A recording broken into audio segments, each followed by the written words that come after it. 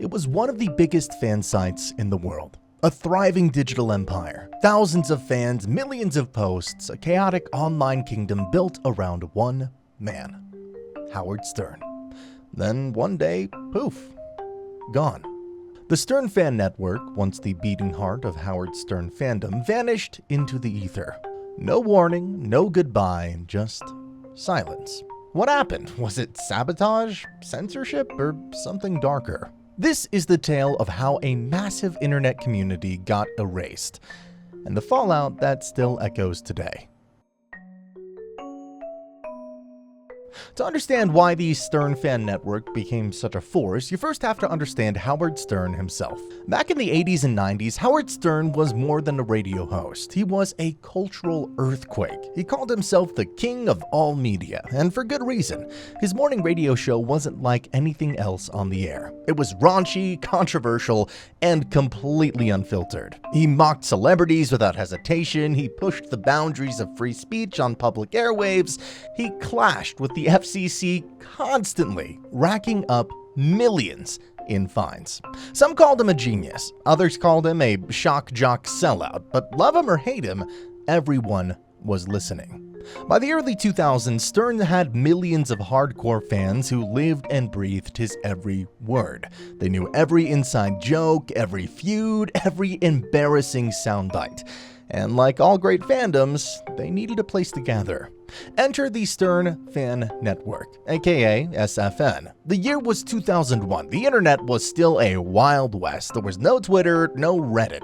If you wanted to discuss something with diehard fans, you joined a forum.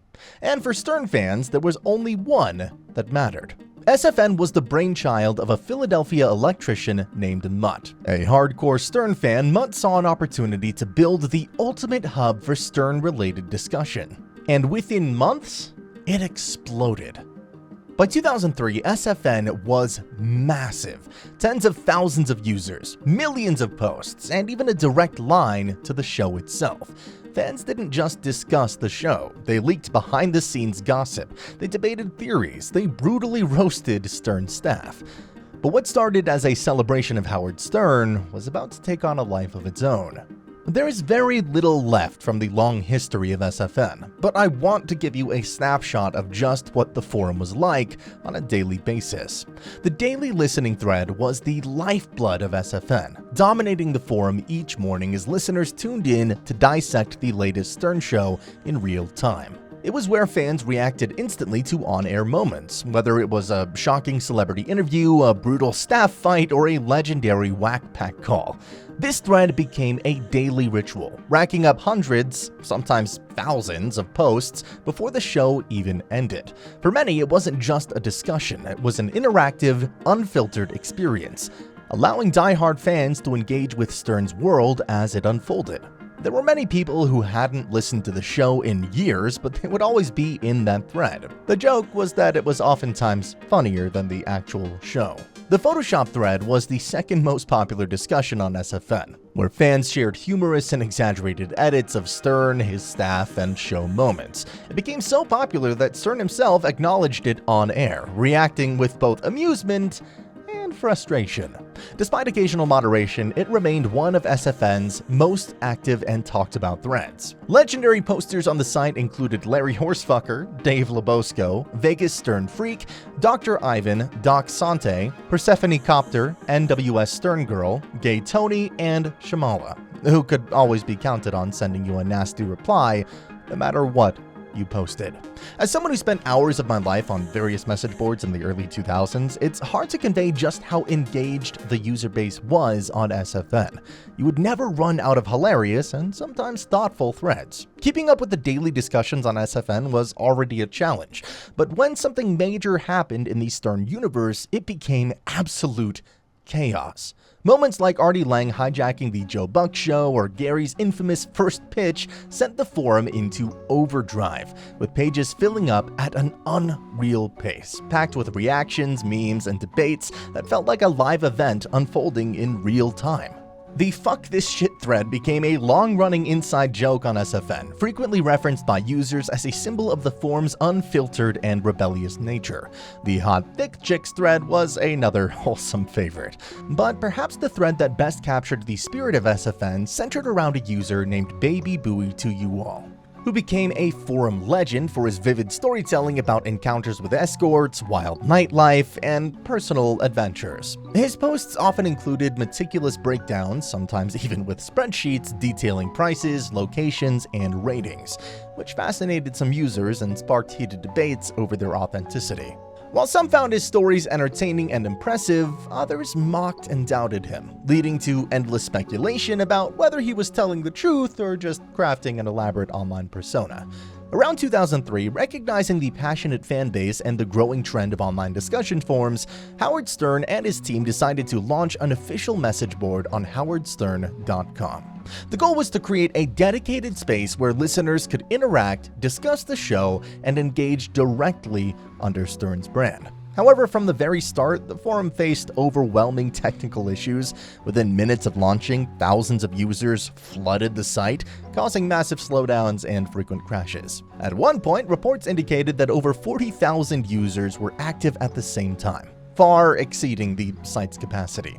The servers simply couldn't handle the demand, and the forum became unusable. Beyond technical failures, the forum also struggled with moderation. Instead of fostering a controlled and engaging environment, the message board quickly became a free-for-all, with users posting unfiltered criticism of Stern, his staff, and the direction of the show. The negativity ran rampant, mirroring the very fan behavior Stern had expressed frustration with on air. Between the relentless flood of users, constant site crashes, and the overwhelming amount of unmoderated criticism, the official forum was shut down not long after its launch. In the end, it was proved that running a message board, especially one tied to a major personality, was more trouble than it was worth. While Stern's team may have envisioned a space for positive fan interaction, the reality was that managing such an online community was far more chaotic than expected. This left the door wide open for SFN to reign supreme in the Stern message board space. SFN wasn't just talking about the show anymore, it was becoming part of it. As Howard said, Mutt's got his little website. Yeah, the Stern Fan Network. Everyone's fighting on there all day. Howard Stern himself was reading the forum, and soon, he wasn't the only one. The show's producers were lurking, the staff were arguing with fans. Even Stern's biggest enemies would show up. It would come up on the air all the time. And then, something that should have been a dream came true for Mutt. In 2005, Howard Stern made his historic move to SiriusXM. Suddenly, SFN was more important than ever. This is where fans gathered to discuss every detail of the transition to satellite radio. Mutt became a semi-celebrity in the Stern universe. He even got his own SiriusXM show, Superfan Roundtable, where he actually got to host SFN users at Stern's Sirius studios to discuss the week's shows. As Mutt said, quote, "This is the place for the biggest fans of the show. No corporate BS, just real talk." SFN was riding high. It was raw, uncensored, and real. But here's the thing about raw discussions online. They can get ugly. And soon, well, they did. The thing about Howard Stern is you have to understand just how negative the actual show was. Howard hated celebrities. He hated his bosses. He hated his rivals. He even hated his own listeners at times. For fans who were raised on 5 hours per day of Howard's rage, it was no wonder that when they got online, things turned negative. And that negative attitude often turned towards the show. At first, the negativity was subtle. Fans started saying Howard's interviews aren't as good as they used to be. He's not the same Stern since moving to Sirius. And worst of all, Beth. She's ruining the show. The Beth hate threads on SFN were particularly relentless. The Photoshop thread became almost exclusively of Beth. They found one photo where a photographer caught Beth mid-pose, and the face was born. Photoshops of this bad photo were going 24 hours per day. Howard had always prided himself on honesty, but now he hated what his fans were saying. And that changed everything.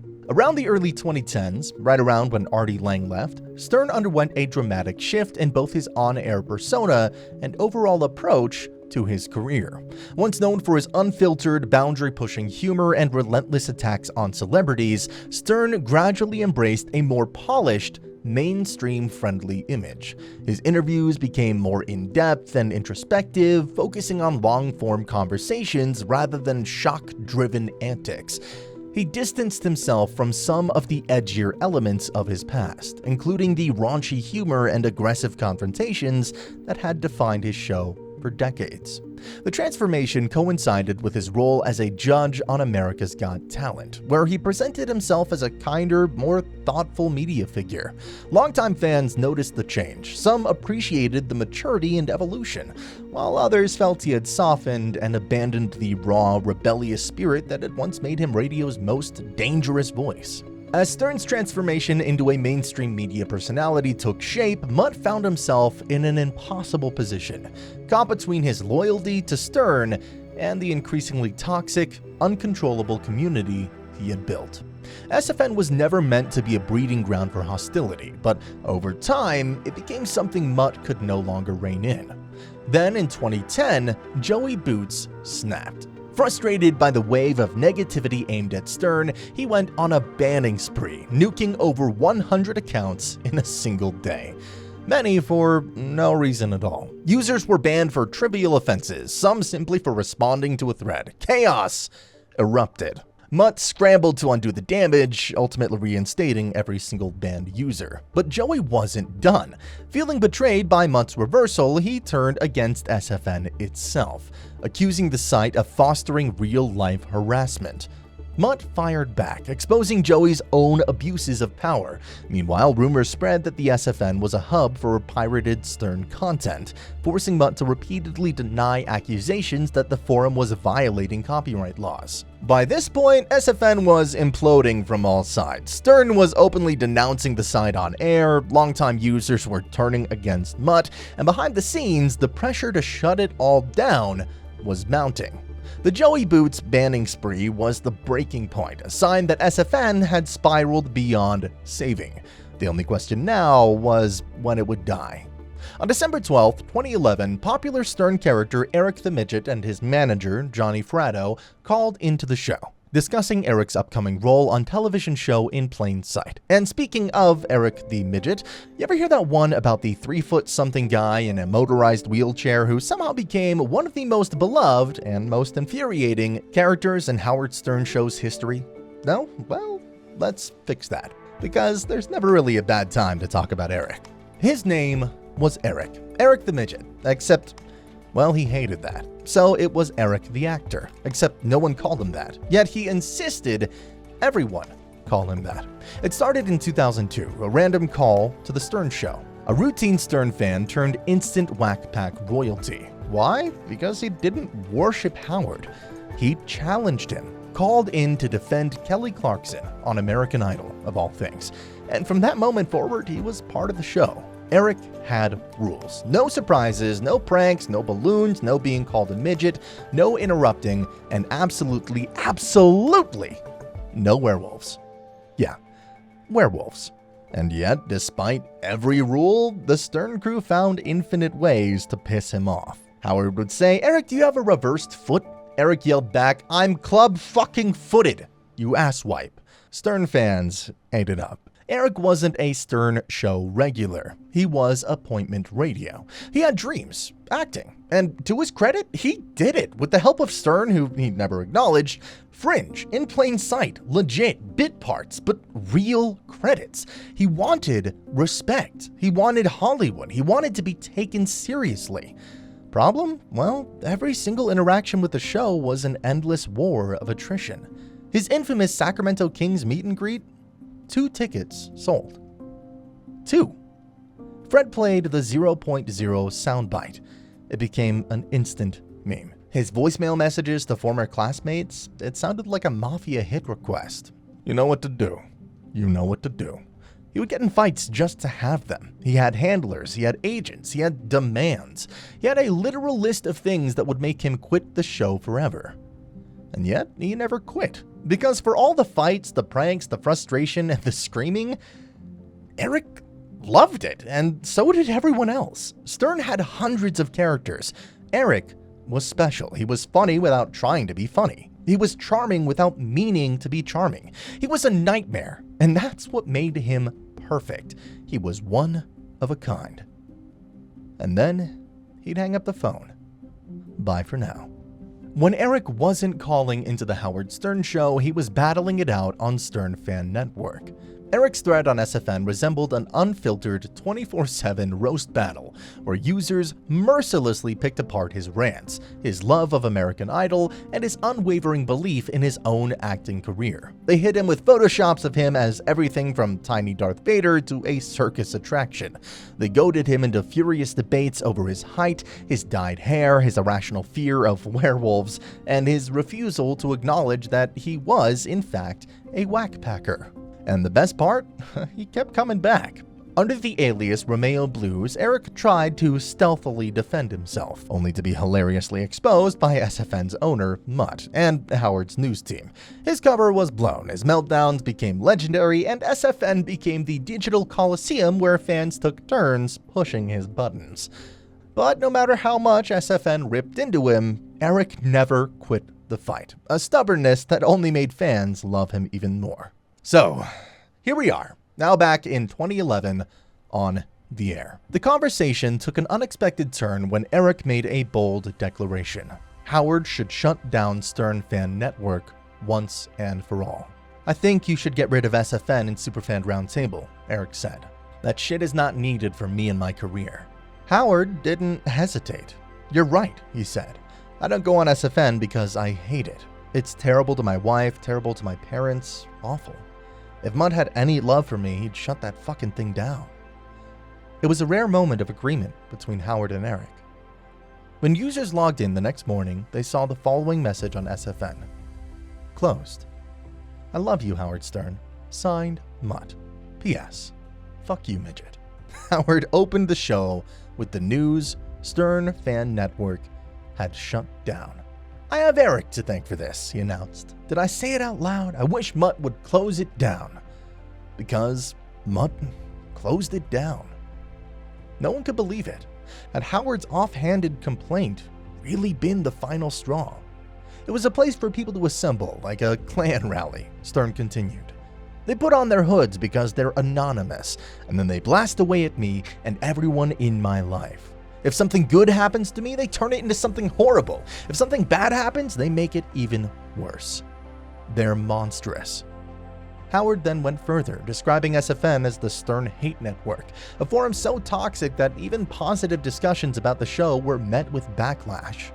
If someone says, hey, I enjoyed the show today, you're a fucking ass kisser, douchebag. It's a hate site. Then Mutt called in. Howard was ready. Is this for real? Is SFN really dead, or are you just taking a break? Mutt, clearly caught off guard, tried to explain. Look, you asked me to shut it down, so I shut it down, he said. But then he hesitated. People need a chance to think about what's going on. Obviously, there needs to be some kind of change. Howard wasn't interested in change, he wanted it gone. Why even bring it back? He pushed. What do you need it for? Mutt admitted something shocking. He had once been offered $1 million to sell SFN, and turned it down.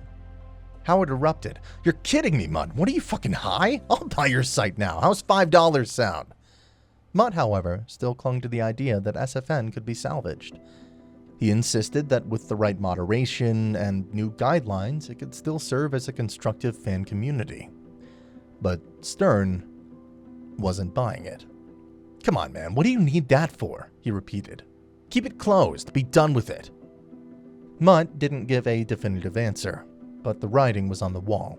Another image appeared on the site this time with a new message. Mutt was working on revamping it, adding new staff and refining its policies.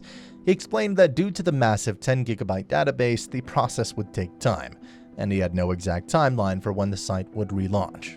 Mutt reassured users that when SFN returned, it would be a, quote, better place for Stern fans. He provided updates on the progress, noting that user accounts had been imported, private messages were halfway restored, and posts and threads were beginning to transfer.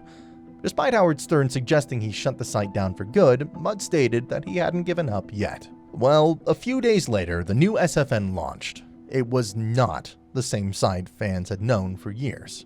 Mutt had promised a revamped version of SFN, but what users found was a watered-down, heavily moderated shell of its former self. Many of the features and discussions that had made the forum a chaotic, unfiltered space were either restricted or outright removed. The aggressive, no-holds-barred commentary that once defined SFN was now subject to tighter moderation, and longtime users felt that the heart of the community had been gutted. The Photoshop thread, once a source of relentless roasting, especially on Howard's wife, Beth, was practically neutered. Threads that openly criticized Stern's new image, his staff, or his show's declining quality were often locked or deleted.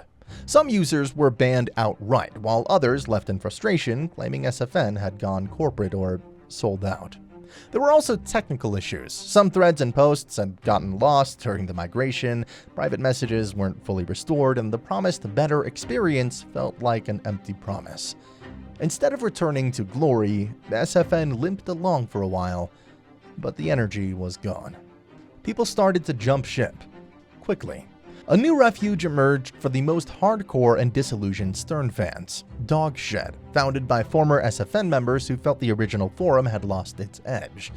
Dogshed quickly became the anti-SFN, a place where free speech ruled, and no topic was off-limits. Unlike SFN, which had become more controlled and sanitized, Dogshed embraced the chaos, and the Photoshop thread was even better than SFN, with popular graphic artist Elias creating genius. So, what actually happened? Why did SFN get taken down? First, let's go back to something Mutt said on air. He was once offered $1 million for SFN. Now, I've always felt like that was a bit of a red herring. Who exactly made that offer? And more importantly, why didn't he take it? My conspiracy brain gets wondering, was it Howard, someone in his camp? Howard's right-hand man, Tim Sabine's name, even came up. Was there ever a real offer at all? If you have thoughts on that, drop them down in the comments, because I'm still wondering about that. But what I really think happened is simple: timing. SFN shut down in December of 2011. Exactly 1 week later, Howard announced he was joining America's Got Talent, primetime network TV, a clean, family-friendly show. Coincidence? Not a chance. Imagine the headlines. AGT's newest judge has a fan forum where people call his wife a horse and post X-rated photoshops by the second. This wasn't just inconvenience, it was a PR nightmare. Also, the SFN was SEO gold because of how popular it was. The search results would often be the first ones that showed up on Google when you searched anything Stern related. And God forbid you did an image search. And to many longtime fans, this was the beginning of the end for the Howard Stern we used to love.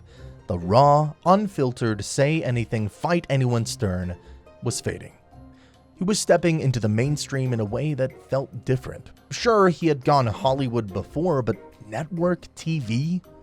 That was uncharted territory. And having a wild, unpredictable message board with thousands of fans openly trashing him, his staff, and his personal life, that was a liability he couldn't afford. And don't forget, Mutt had Superfan Roundtable, a weekly show on the Stern channels. That was his golden ticket. Maybe Howard didn't need to pressure him directly. Maybe the message was clear: keep SFN in line or lose your spot. So Mutt made a choice. He relaunched SFN in a heavily moderated form, trying to turn it into something cleaner. And for a while, Superfan Roundtable kept going. It limped along for a few more years before finally fading out around 2014. But there was just one problem. Nobody wanted a clean SFN. The fans wanted the roasts, the fights, the conspiracy theories, the unfiltered madness. And when SFN tried to come back as a watered-down version of itself, it was already dead. And just like that, it was over. SFN, once the beating heart of Stern fandom, was gone. For those who lived through it, SFN wasn't just a message board. It was an era. A place where fans weren't just spectators, but participants. Where inside jokes became a legend. Where fights over the dumbest things somehow mattered. It was messy, it was hilarious, and it was out of control. In a way, Stern himself was from a different era. The raw, unpredictable, say anything, fight anyone Stern was born in a time before social media sanitized everything, before PR teams meticulously crafted every public statement, before entertainers were expected to filter themselves for the broadest possible audience. Sure, the conversations continued on Reddit, on social media, in scattered corners of the internet, but it wasn't the same. It never would be the same. SFN was from a different time. A time where fan communities weren't dictated by algorithms, when discussions weren't lost in a never-ending scroll of disposable content. It was a world built by fans for fans. Maybe that's why its demise still lingers, because in Stern's world, nothing great ever lasts.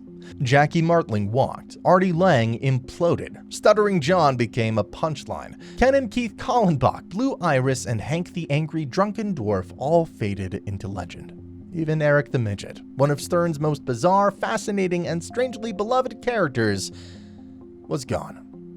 Every era of the show, every larger-than-life character, every insane storyline, eventually they all met the same fate. SFN was no different. It didn't just vanish, it was erased, scrubbed from the internet like it never existed. Oh, and one last remnant from the boards. One final thread left hanging. Remember Baba Booey to you all, the legendary user who documented his, extracurricular activities with spreadsheets and Yelp-style reviews?